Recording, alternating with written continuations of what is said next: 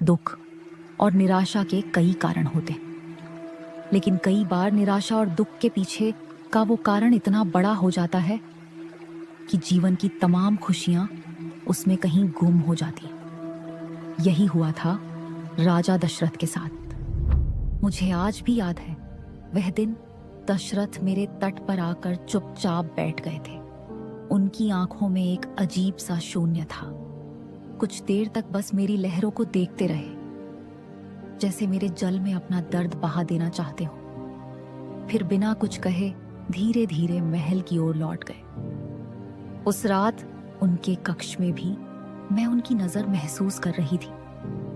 वो खिड़की से बाहर मेरे किनारे की ओर देख रहे थे, जैसे किसी उत्तर की तलाश में हो।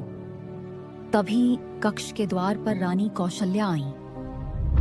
उनकी आंखों में चिंता साफ झलक रही थी। महाराज, आप इस तरह विलाप न कीजिए। मैंने एक कृषि के बारे में सुना है। वो हमारे इस दुख को दूर कर सकते हैं। एक बार कृषि श्रृंगी से बात तो कीजिए। वो पुत्र का अमेष्टि यज्ञ में निपुण हैं।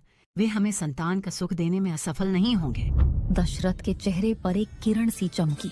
ये नाम सुनकर जैसे राजा दशरथ के अंधेरे कमरे में कोई दीपक जल गया हो, और उसी क्षण उन्होंने निश्चय कर लिया, अगली सुबह उनकी यात्रा ऋषि श्रृंगी के आश्रम की ओर होगी, और मैं फिर एक बार इस युग के एक बड़े अध्याय की साक्षी बनने वाली हूँ। अगले एपिसोड में जानिए कौन थे ऋषि श्रृंगी और कैसे की उन्होंने राजा दशरथ की सहायता।